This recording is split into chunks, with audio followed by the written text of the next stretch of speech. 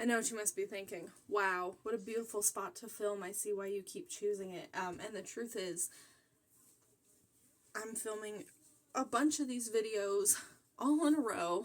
And if you're wondering, why are you filming a bunch of these in a row? Well, the answer is because I have a bunch that I edited forever ago with the intentions of filming these videos and then never filmed them.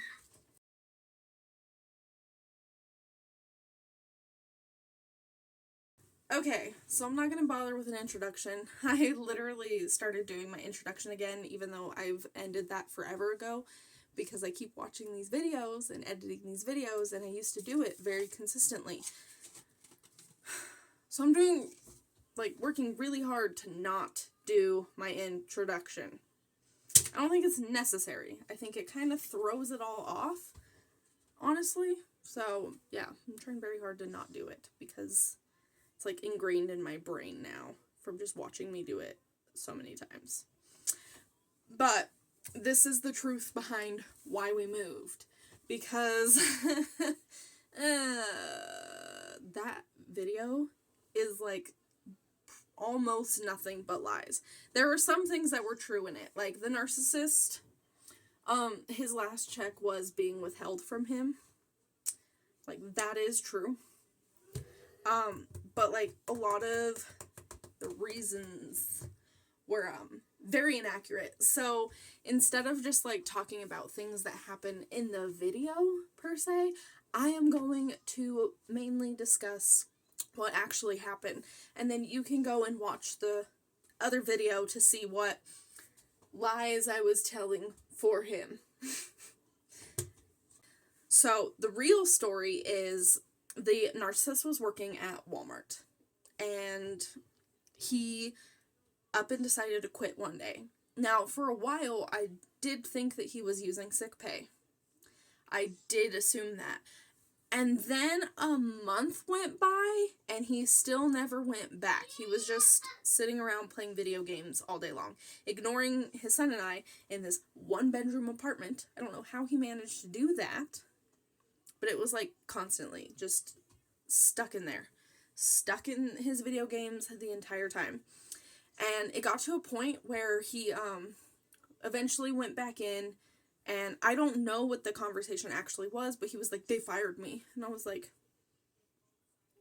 yeah, you didn't show up for work for a month, dude. A month. You didn't even call them, I don't think. Like, of course you got fired. And so towards the end of this whole thing, like a couple months went by, and the month that we got the eviction notice, he went and got another job. Like, it was already too late. We were already being evicted, and whatever money he was making, I don't know what it went to. I genuinely do not know what any of that money went to, because it was not to pay off the eviction. He stole my $1,400 stimulus check to pay off the eviction or to rent a place. The renting place was a scam, and I told him it was a scam. I told him not to send them my money, and it was a scam, and he sent them it. I told him use it to pay off the eviction so we could have a place, because when he moved away from us, right before we broke up, we were still trying to figure out the relationship and be together. And then he spent all my money, and I was stressed out and pissed off. And then he was going into his usual bullshit of just ignoring me and not responding back for hours upon hours upon hours. And we were in two completely separate states. So it made it all a lot more stressful. And so then we ended up breaking up. But the point of all that was, he would tell me at the time that it was to go towards the eviction to try and stop it, but I don't really know what that money was going towards, because there is still the eviction on his record.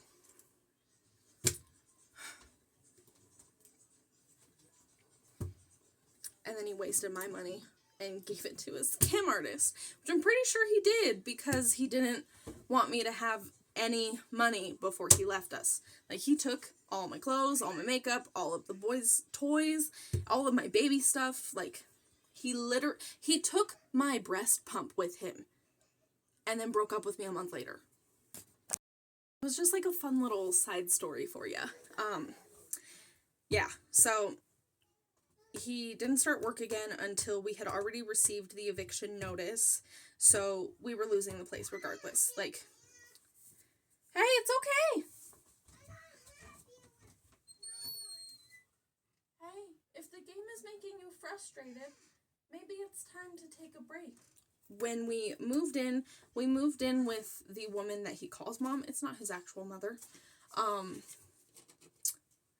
And that was awkward.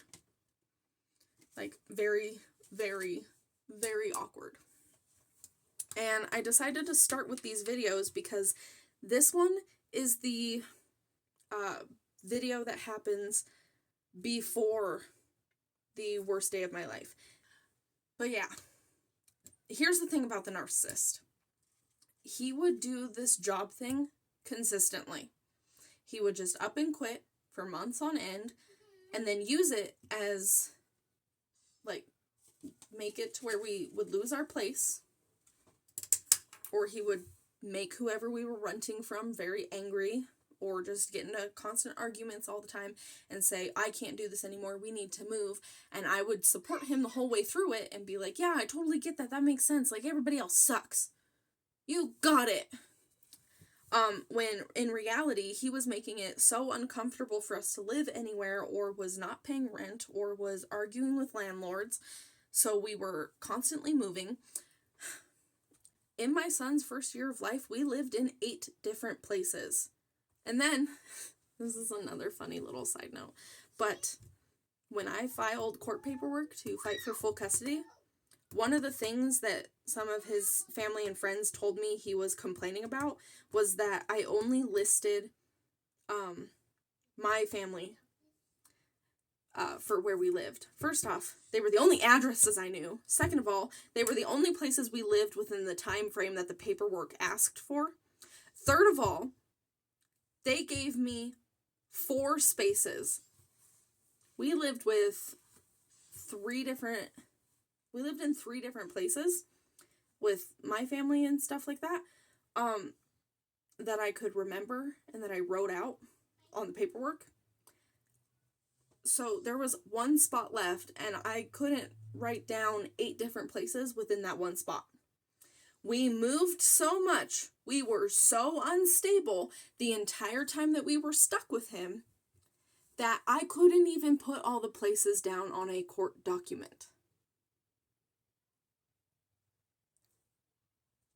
That's insanity. That is horrible instability.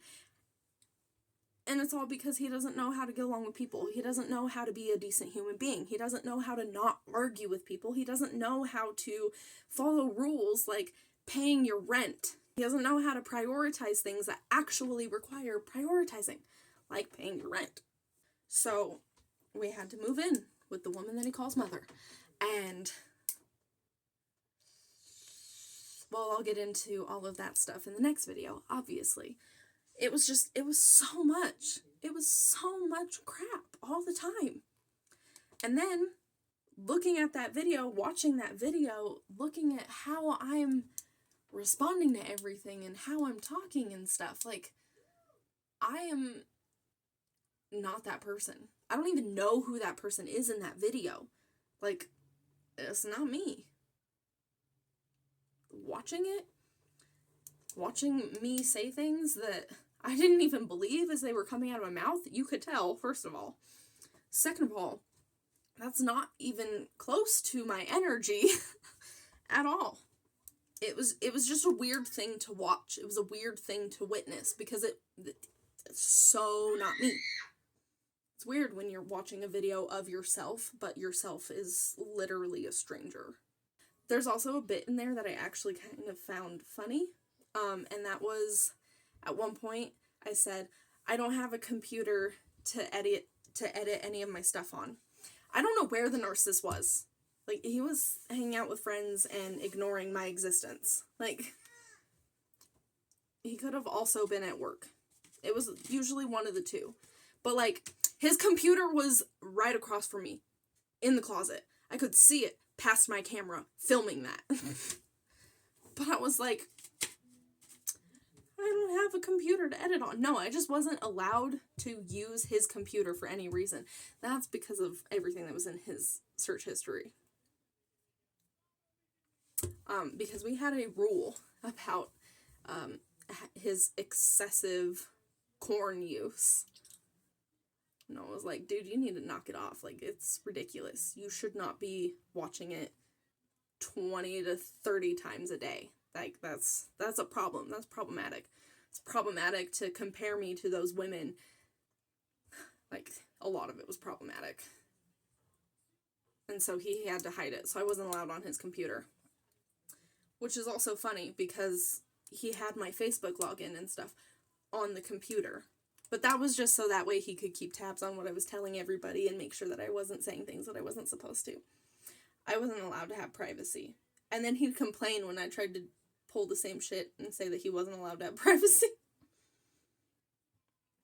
I'm petty. I got to a point where I was just petty in the relationship. I was like, okay, you're going to treat me like that, then I'm going to treat you like that. And he was like, what the fuck is wrong with you? You don't get to treat me like that. Fair is fair.